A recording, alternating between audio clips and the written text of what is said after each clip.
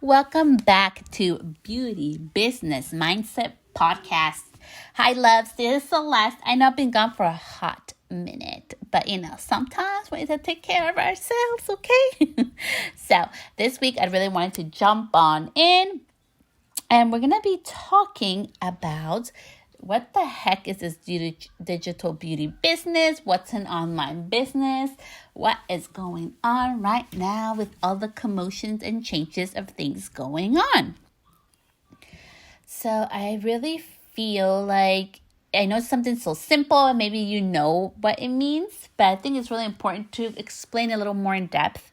So we're going to go into the three things that you should be having right now in your business and some other things to think about. So let's get started. So number one, what's an online or a digital business?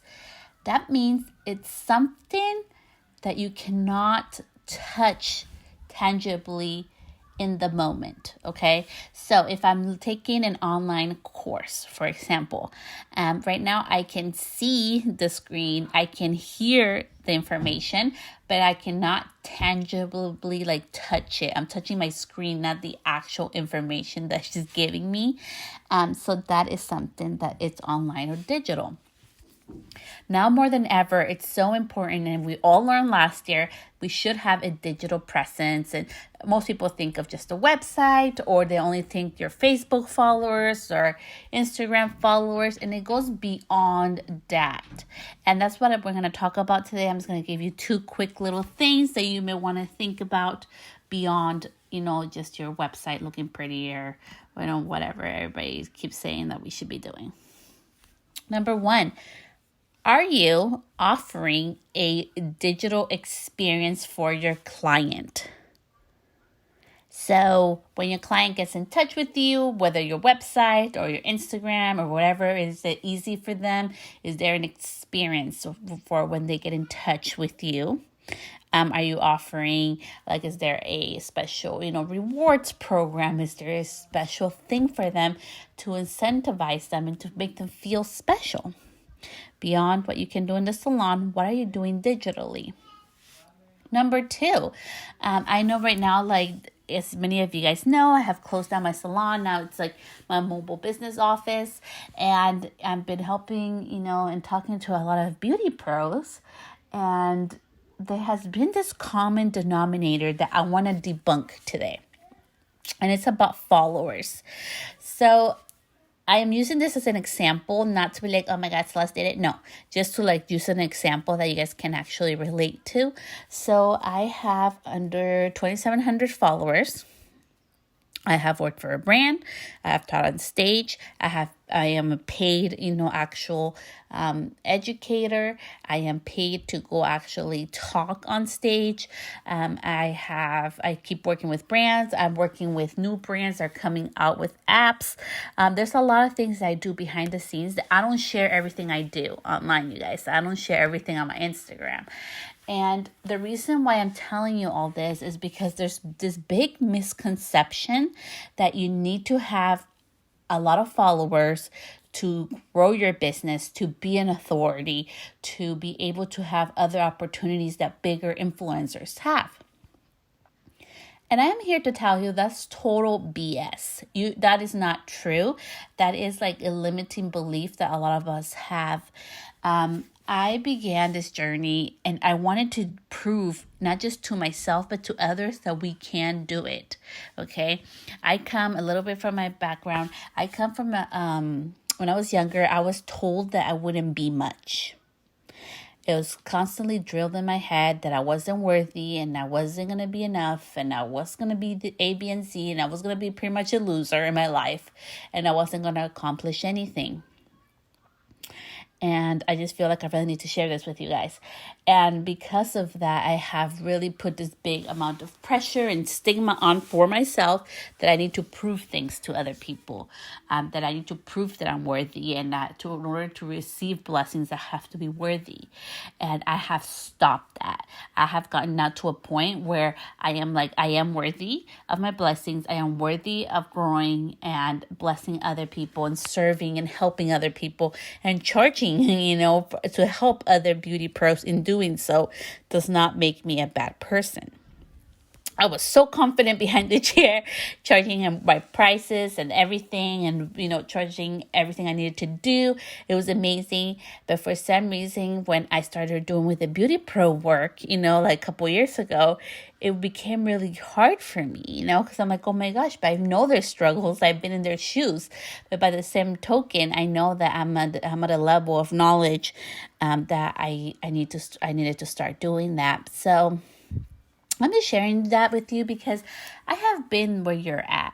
I have been like, well, maybe I shouldn't charge other people I help, like other beauty professionals, the same rates or higher rates than other beauty pros because I don't have 900,000 followers. I don't have 36,000 followers like my friends. But you know what? Just like my friends that are bigger influencers in the industry, I actually work with brands and I actually help develop other brands and help other beauty pros become educators and do different things in their business. So, why am I telling you all this? Because maybe right now in your business, you are feeling like, well, there's so much to do, Celeste. There's so much to do. And there's like this whole pressure of I have to do social and I have to do Facebook and I have to do Instagram and LinkedIn or Pinterest and Google and websites and all this stuff. And I'm just overwhelmed, Celeste. So how can you help me, Celeste, today with your podcast in this moment? So I'm going to tell you right now, this is what you need to do. I want you to look at your numbers. What is actually bringing clients in? So there is something when I used to do hair, there was this certain thing that I did on my Instagram. Every single time I did this type of post, I got 3 to 5 bookings. I knew it automatically. And that's why I cannot post that kind of post anymore, because I will get calls for bookings.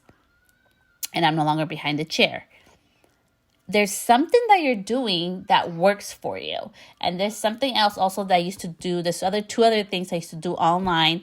One of them is my referral program. And the other one, it's another thing had to do with the guest experience when they actually came into my business that really helped get a lot of referrals, and retention really helped me out. Having said that, what is working in your business? There's 1 or 2 or even 3 things that you are doing in your business that does work, that makes you generate more sales, that makes you get more booked out, that makes you, like this, I need to refer you. You get a referral every time you do this 1 or 2 things. That's what you need to focus on. I am honestly at the point where I'm even like, I've been on Clubhouse as well. There's so much noise everywhere. And something beautiful happened last week. And I hope this helps you just to get a little bit insight too. If you're feeling the FOMO of Clubhouse, missing out on Clubhouse. So last week, Clubhouse was dead. I mean, like, there was even like big influencers that like on social have like 200, 300,000 followers on Clubhouse. They could barely even fill up their rooms, which is like pretty much it's like you open up like an Instagram live. Okay. So think about it that way. So the rooms that would usually have like 1,000 people in there or 900, 300 people in there, they could barely get 30 people to listen to them. So the app this week went ahead and they monetized it because they want people back in the app because they're losing momentum. So we don't even know what's going to be the future of Clubhouse. But having said that, that's why I wanted to share this with you. You need to do what is actually going to generate income in your business.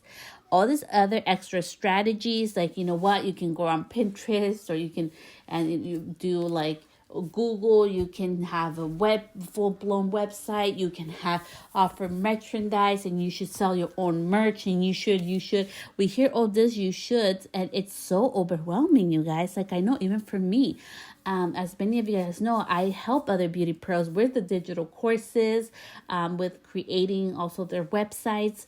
And there's so much information out there. It's overwhelming. I feel like everybody's like super complicating the crap out of everything. And it's really simple. Keep it simple. Do the things that actually bring money to your business.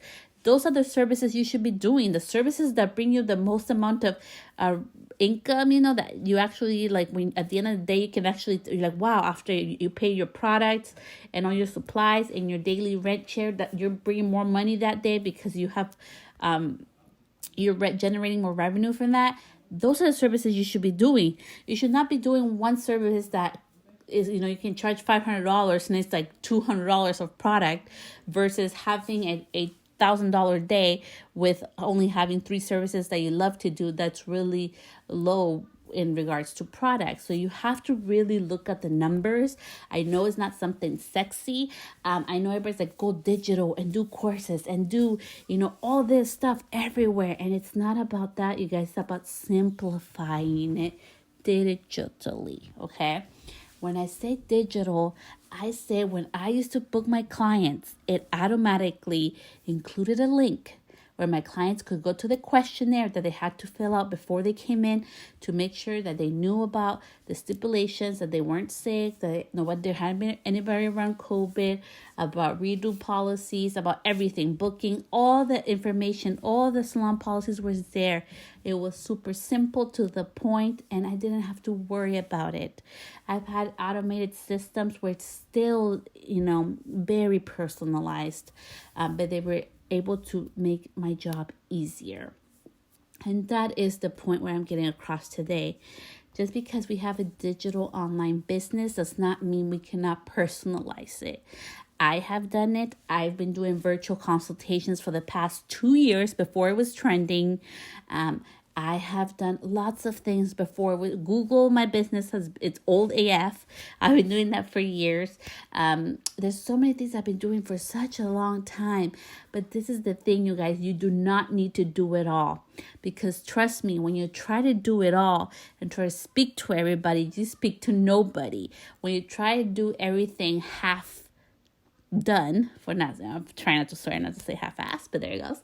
When you actually do put like your full attention to one or tops 3 things, you're able to produce amazing results, versus trying to throw spaghetti at the wall, versus trying to throw little balls at each little corner, trying to see what's going to stick, what's going to work. It's so important that you go back to simplicity. Go back to basics. If the newsletter that you send out to your clients gets you more clients, that's what you should be doing. If the referral program that you have in place right now is getting you more clients and making your clients happier, that's what you should be doing. If every time that you do a special promotion or special, like virtual or in-store event at your beauty place, that makes your clients feel special and that gets you more bookings, that's what you should be doing. Whatever it's actually working right now for you, that's what you need to do more of. Don't be copying what other people are doing. And we're going to end it with this.